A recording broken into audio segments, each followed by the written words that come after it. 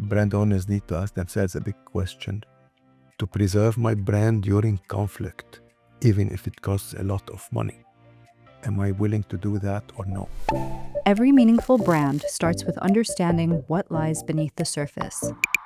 Welcome to Uncovered, a Brand Lounge podcast series where we uncover perspectives from leaders and thinkers shaping diverse industries and how brands define meaning, navigate change, and create lasting impact.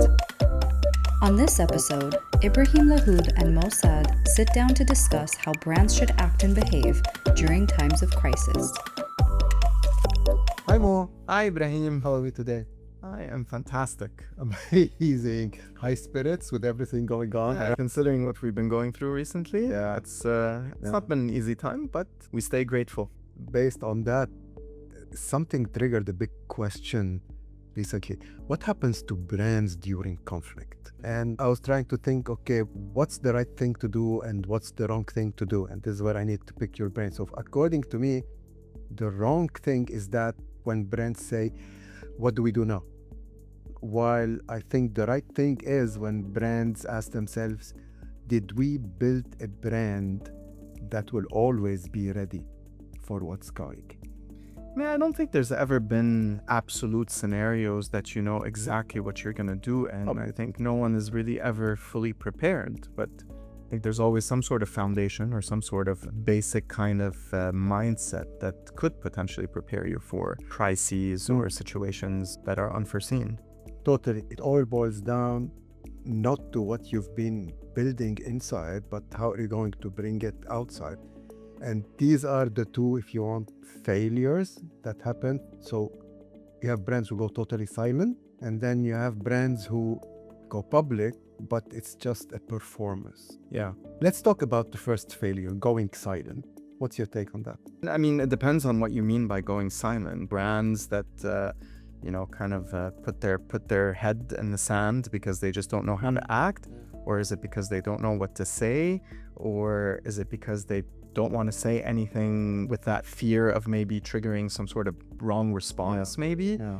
But I mean, we've been in a crisis right now. We've seen brands that have acted, and we've seen brands that have essentially been a little bit more silent. It's the fear factor that plays when you don't have the right foundation, because we know for a fact that in times of crisis, people will always remember who stood by you and who just went underground until the whole thing is over. I don't think brands really know how to act or know what to do in scenarios like this. But we were discussing this earlier.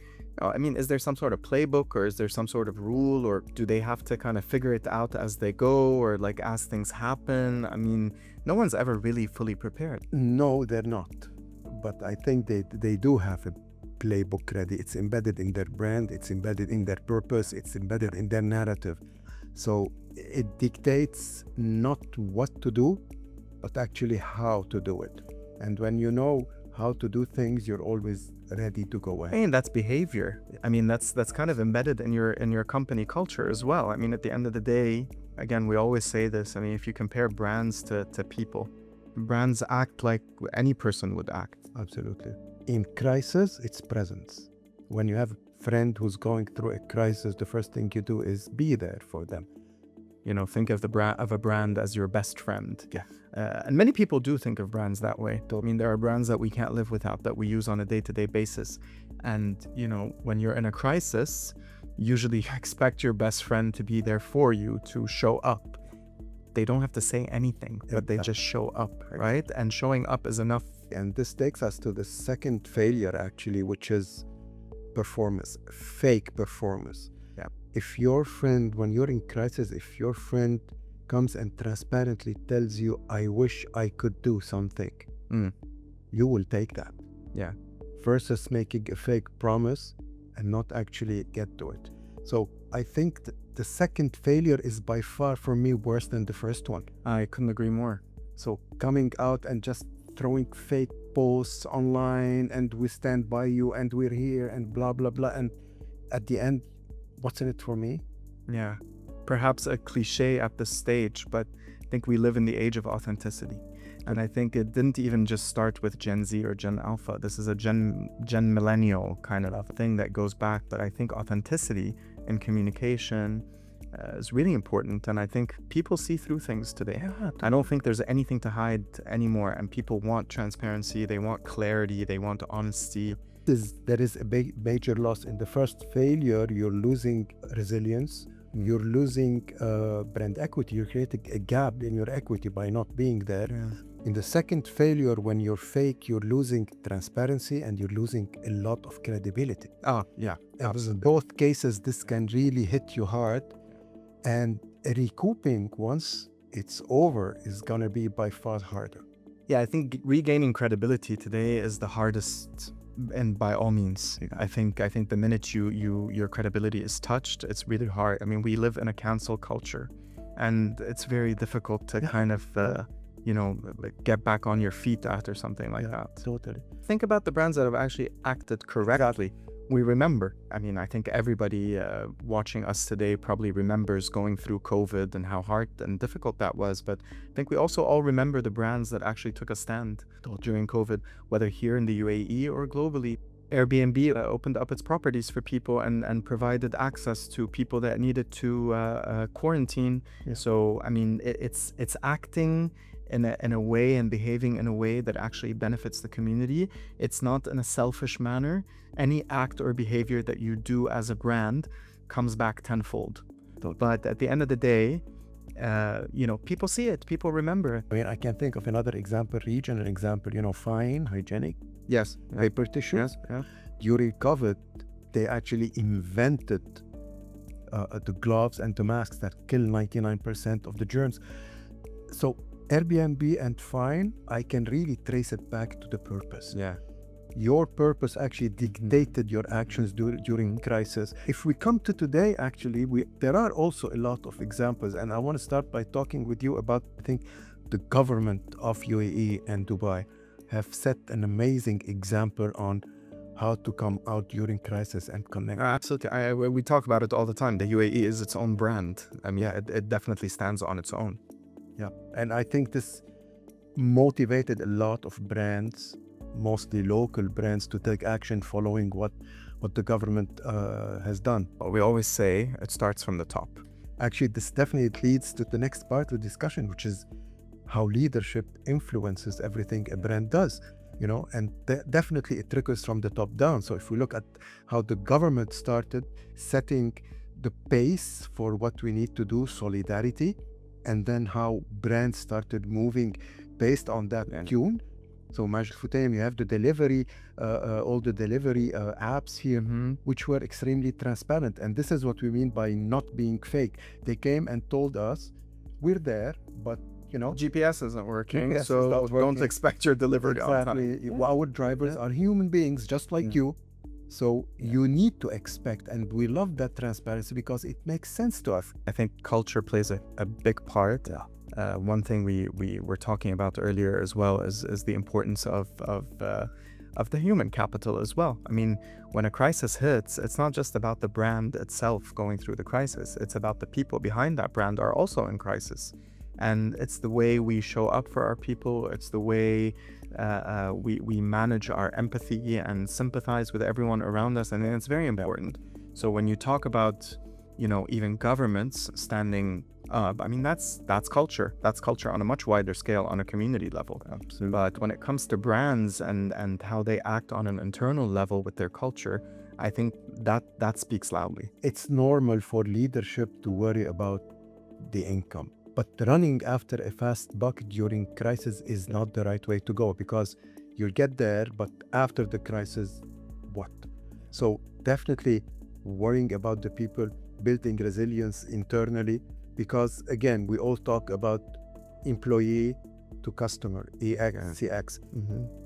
How we make our employees feel, they will make customers feel the same thing. 100%. That's very important. So that's a way to fight it back. What's interesting is you're bringing up culture, but at Brand Lounge we talk about our purpose, culture, image, and innovation. I was speaking to a colleague yesterday, and he said something really interesting: is that in times of crisis, people build. because this is the time for people to actually say, things are going a little bit slow. How do we use that time to our advantage to actually build so that when we get to a point of recuperation, we have something built that we can actually use? Absolutely. Personally, I think innovation is triggered by two things. One, it's definitely triggered by the way you build the brand and your purpose and how to compete in a way. But I think the second part, innovation, is most of the time triggered by crisis. Yeah. Something happens and you need to move on in a way that guarantees a win. And this is where people start scratching their heads and saying, how can we change? How can we innovate at this point? Again, going back to Fine or other examples. That's exactly what they did. So pressure actually pushes you. When we talk about like invention, that idea, every great product or every great tool that we've used as humankind has come out of necessity. Today, every great innovation might actually come out of crises. You know, going back to the core, which we call it the core, the purpose. And we face it a lot, you and I, sitting with a lot of clients, like, yeah, we have our vision and mission. Oh, we have that amazing deck that show. It's not a presentation. But why? Why should anyone care? Why do you exist? It's not a poem. It's an operating system. Yeah. And when we see each and every brand that succeeds during crisis today, you can feel that OS in motion. Yeah. It goes back to the 4 dimensions you mentioned. So yes, it's not cliche. The 4 dimensions run your brand. And if you look how your purpose runs your brand in crisis, how culture helps you navigate the crisis, how innovation helps you keep innovating during solving solutions, which trickles down via your image, the way you communicate, which is the result of all of this. So, well, it's also how you're perceived. It's how the outside world is going to perceive every action you've taken. Absolutely. And that's why people will never forget who showed up well and never forget who did not. Yeah. So I think this is something that leadership, organizations, brand owners have to be careful about. It's not something you wake up to and say, what do we do? It's something you say, okay, how do we put everything we know in motion? Yeah, absolutely. Now, this is it. Let's roll it out. Sadly, I think many brands do not have those foundations yet. And I think, when crisis hits, you don't necessarily know what to do or how to act, but some get lucky and others are prepared.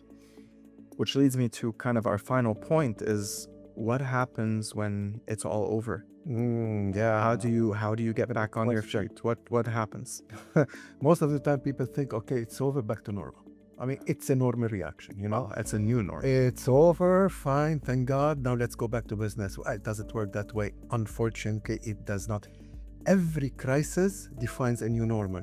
Brands have to understand how the customer today thinks, behaves, feels, the new set of emotions, the new set of fears, and they have to address this. Now you have to sit and start thinking about how to plan the comeback. And this is very crucial. Look at education today. 90% of schools and universities are not being able to open because KHDA is setting new rules of safety.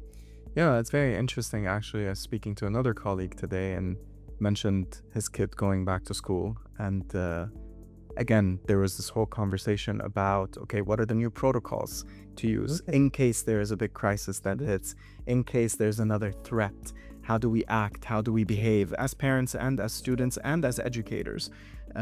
Because again, you're never fully prepared for that, but when it does hit, I guess you put plans in place and then you have foundation.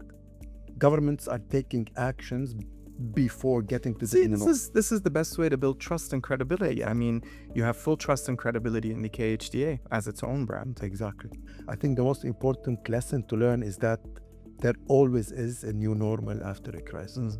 And we need to be ready, because your customers will respect you when you understand their feelings about the new normal. Yeah. We understand your fears. Yeah. We're adapting to those new fears. And this is where trust is built actually much more between brands. Look, I mean, I think that the learning for me, for sure, is, don't stay silent, but say the right thing and say the real thing. Don't hide behind, closed doors, and don't say things just for the sake of being heard. Be heard for the right things. Absolutely. Yeah. I think in conclusion, brand owners need to ask themselves a big question. to preserve my brand during conflict, even if it costs a lot of money? Am I willing to do that or no? I think the no answer to this is a brand killer. And they have to be really ready, because if they're not ready from now, if they're not learning the lesson from now, crises are always coming one way or the other. It can be a small one, it can be a huge one, whatever it is. If we're not prepared, every crisis is going to erode our brand slowly until we're basically totally buried. Well, let's hope for the best and that we get out of this one in one piece. It's safe to say that we've been in a very safe space here, and absolutely very blessed, honestly. And I think not many people can say that. Interesting conversation, and I think you and I will be having more and more of these. I'm looking forward. Thank you for your time. Thank you for being here, Mr. Mo. Good to see you as always.